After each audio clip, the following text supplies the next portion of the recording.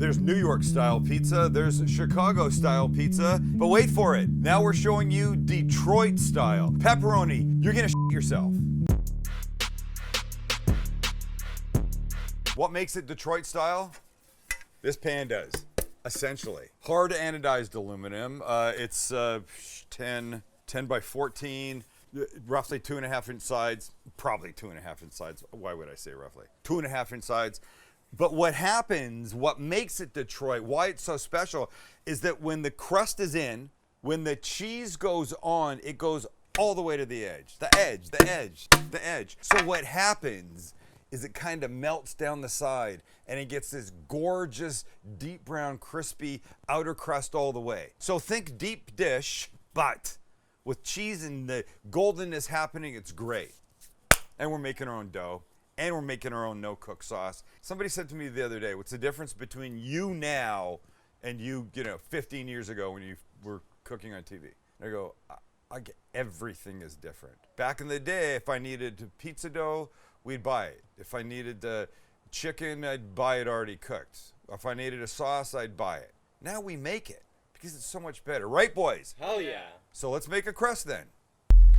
And we're making a processor version that's very easy. Everything gets dumped in, and I'll show you what to do. In goes 2 1/4 cups of bread flour, 1 packet of instant yeast, teaspoon of kosher salt, teaspoon of white sugar. Put the top on. We give it a little pulse. Okay, when that's mixed, we start it going. We put in 3/4 cup of slightly warm water. Just like that. I like to give it 1 tablespoon of olive oil. And we let it go, about 45 seconds to a minute. And then we look at it, and when you can see it's not sticky but can clump together, that's what we want. So I'm going to take this out. Don't like to cut my fingers on those things. Ball it up, as they say. And then with a little extra flour on my cutting board, I like to just knead it a couple times to get it smooth. That's funny, that's what she said. Oh my God. And then when it's there, you get it into a big, beautiful ball. Now you take your bowl, you hit it with a little bit of olive oil, tiny bit. You moosh this around the bottom and the sides. Our dough ball goes in. We roll it, we let it get a little bit of oil on it. We take some saran, cover it up, nice and tight. We take it inside, we put it in a warm corner, and we leave it for 2 hours. And after 2 hours, here's what we've got. Let's take a look. Boom, anticlimactic. Let me do this. Look, it's doubled in size. And it's got that lovely yeast smell that I really love. But before we can do anything with this, we've got to prepare our pan. And here it is. So we're going to give this a couple decent glugs of olive oil, like this and like this. And this we will spread all around.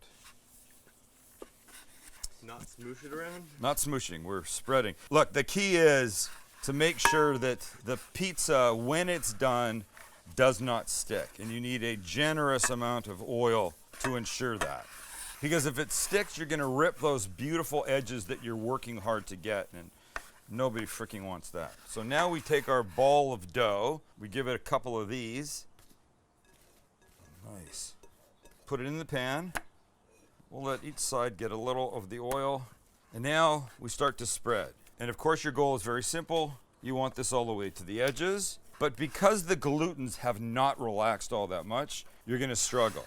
And you don't want to rip it. So take your time for a start. Try and spread as evenly as you can. But you're not going to get there, and that's okay. But we need to let this sit for another half an hour to finish. So in that time, it's going to relax even more, and then we'll be able to come back and fully spread it out. Look, you can see I'm almost there, but I'm just going to leave it. Cover this kid up again. Right? So cover this guy up. I'm a fan of the towel on top. It just makes me think that it's going to be in a warm, cozy environment. This goes inside, warm spot, another half an hour. The time to make our sauce. Very simple, but before we do, allow me to read a comment that I got on Reddit yesterday, the day before. Subject line is, anyone else concerned how much Sam uses the 5-second rule? Yes. You're concerned? Especially given that he owns restaurants. Makes me a bit sus how they're told to do things in his kitchens. I mean, he made what, 50 plus wings today? 100 actually, but who's counting? And he couldn't spare one to be lost for a YouTube video? LOL. Honestly, just think it's really weird given his profession as well as the COVID-filled world we live in now. Still love Sam, love the videos. It's just one thing that's made me cringe a bit lately. Well, I can tell you this. We don't use the 5-second rule in my restaurants at all. That'd be ridiculous. It's a 10-second rule because we don't want to waste food. Nah, I'm only kidding. You don't drop things in a restaurant and use them trash right away. But this is my home, and I'm okay with that. And the wings were what? They were going to be sauced. I don't remember which one, if they fell before being cooked or not. But I'm okay with it. Chance, you okay? I'm all right with it. Max? Yeah. We're all okay. What we do here, do we need a warning at the beginning saying what you're about to see is in Sam's private world?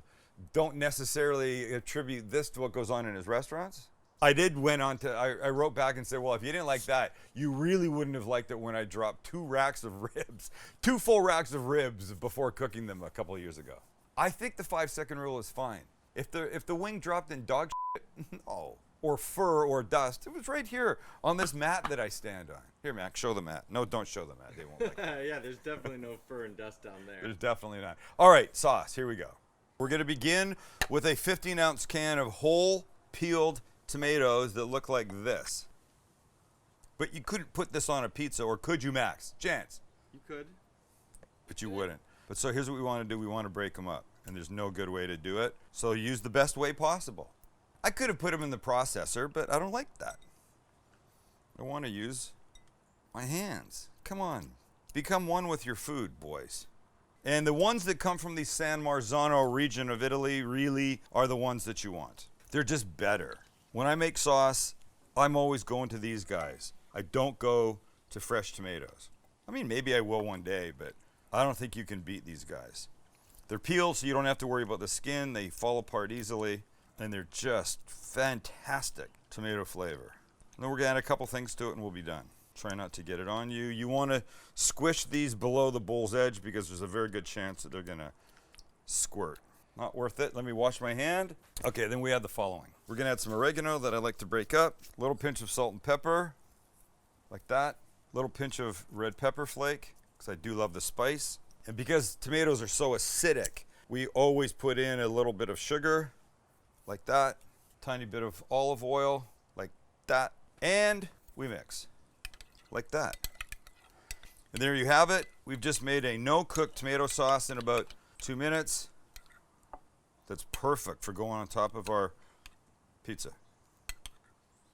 So the thing that makes Detroit pizza really is this crust. The cheese is melted down the side. It looks like this. It's got that gorgeous color, and you're going to see that. And the other thing is that they put cheese right on top of the bare crust as opposed to on top. That's okay. They do a thing where they spread the sauce out in 3 lines, not over the whole thing. That's okay. So we'll make a couple minor variations. I don't know if my sauce is accurate. And I want to do something with roasted garlic that I'll show you now. So really what makes this Detroit style is, I guess, the pan. But you're learning something. And the cheese that's going to go on the... Okay, but let me show you one thing that I want to do with some what the hell's it called? Garlic paste. Took me a second. Garlic paste. Not roasted garlic. You said roasted garlic before.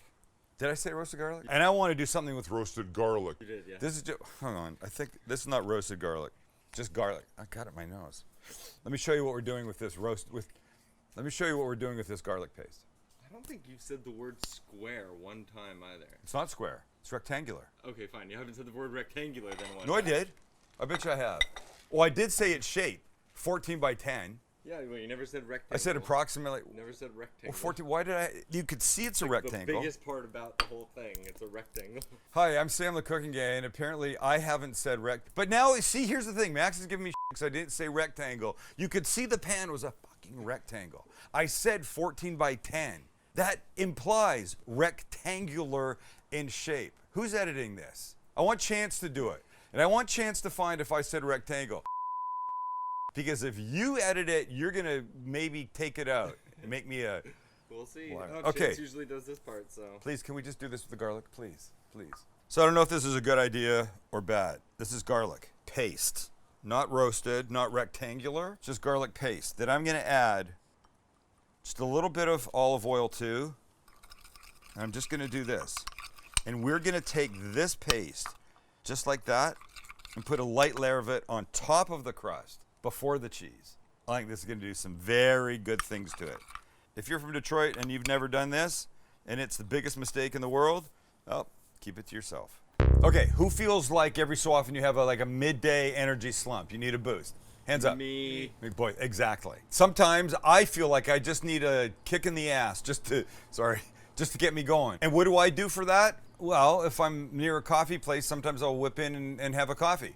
But you're not always at a coffee place, and sometimes you don't feel like coffee, and some people don't like coffee. So what's the answer?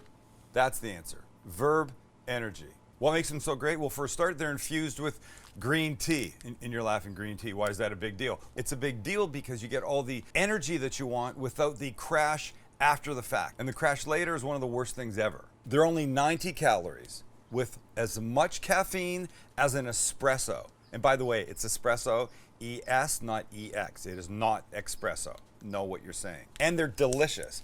And different flavors too.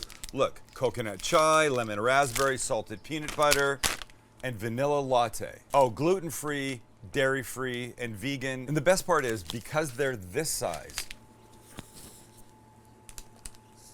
they're discreet. Nobody knows they're there, and you're sitting in a meeting and you want something. You don't want to bug somebody asking for, could I get some coffee over there? It's an important thing.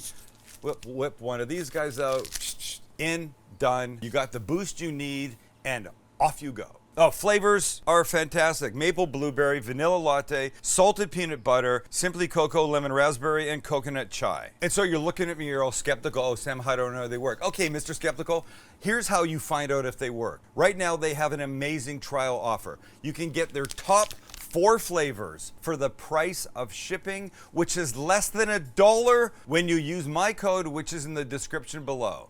By the way, the flavors are so delicious. Lemon raspberry, it's insane. I normally don't like these things at all. Thank you, Delicious Verb, for sponsoring today's video. We're back, and it's time to build.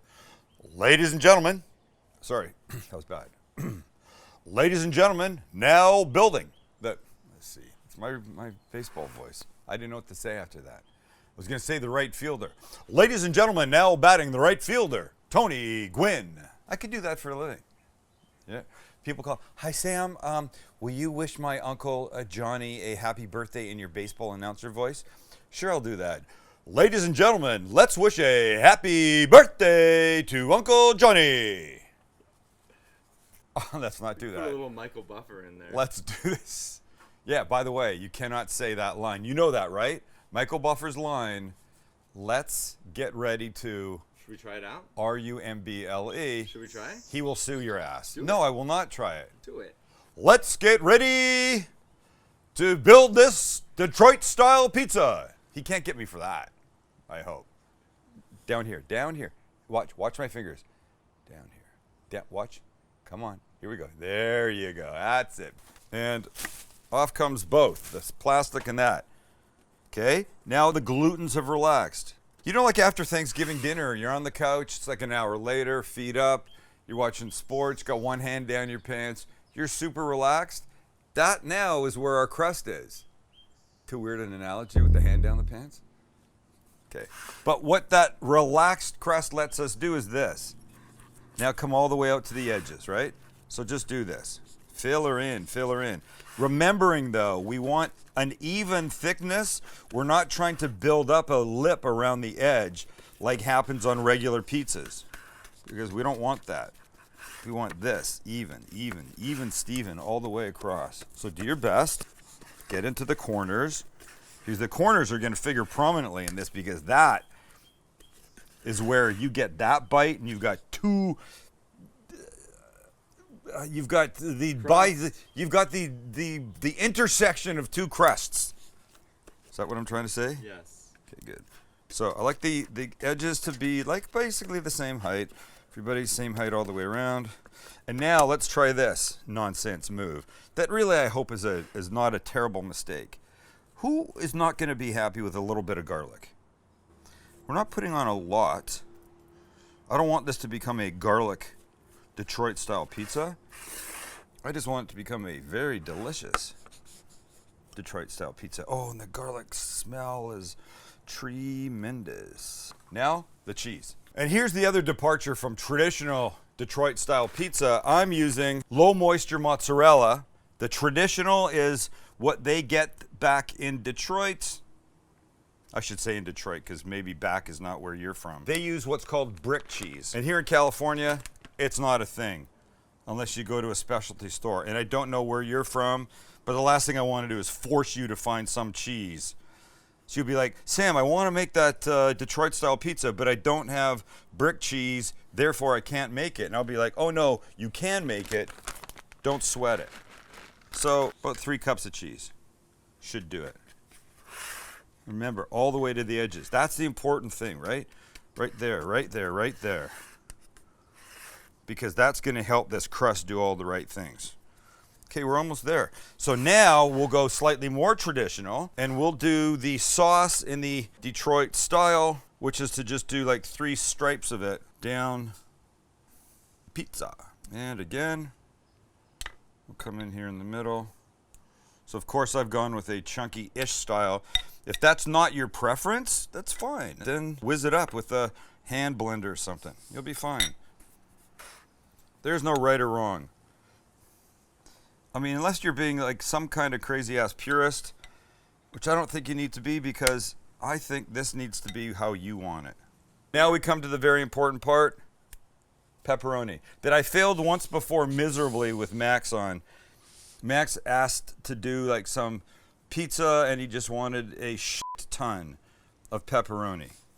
And I don't think I gave him a shit ton. I gave him a ton, but not a true shit ton. And you know, one of the things about a pepperoni pizza is that so much flavor comes from this and the grease and the oil, and that's just like the world's best. It really is. I don't know how pepperoni could not be the world's best topping for a pizza. Am I right? Yeah. I think I'm right. Chance, what do you think? I love pepperoni. When I have extra pepperoni, I find myself using it in eggs in the morning. And that makes me real happy. Sorry, that was lazy English. That makes me really happy. Pepperoni in a quesadilla. Pepperoni in anything, man. We did that. My mom's recipe has a thing where you take slices of pepperoni and you whiz them up in a blender with some cheese and stuff. And you spread it on like little pieces of dark rye bread and you throw it in the oven. It's really good. And there. Right, we got it. Here's the important part. We're gonna cook this hot and fast. So if your oven gets to 500, set it to 500. If it goes to 550, set it to 550. I can't imagine you get any more than that. And then we're gonna watch it, but probably somewhere between 15 and 20 minutes. It's probably somewhere between 15 and 20 minutes. That made sense visually for you, right? That makes sense, 15 and 20. 15 and 20 is for me, that does. And after almost 20 minutes, good Lord, man. Look at what we've got. Look at this. And here we are. Oh, snap. Is that beautiful or what? So now the key to releasing this kid is you take something thin. I'm going to use this little pastry thing that was my mother's. And I'm just going to release the edges. But you can hear. Wow. And you can see what's going on. Remember what's happened. The cheese has melted its way down the edges. You want to be careful to get everything because having this stick on the way up is not what you want. I'm ready to unbox this. Reveal. So just making sure. Just gonna do both sides. This is too importante to F up. And then, oh, out comes our friend. Wow. And ladies and gentlemen, don't look at that like that's a bad thing. Oh, that is not a bad thing. Any way, any shape, any form, any day. That is everything you want in a Detroit style pizza. Look at our friend here. Look at our friend. So let's cut. This would be half. This would be quarter. I'm going to go right here. And listen.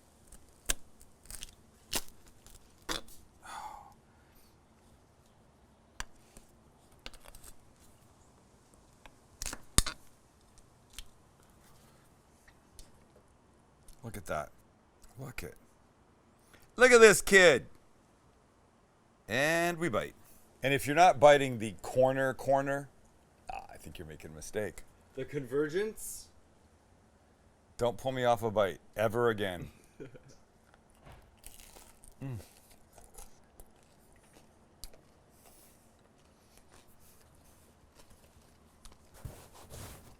Oh my. Little hint of garlic. Whoosh. Delicious. It's about this, though. It really is. I've had Chicago deep dish.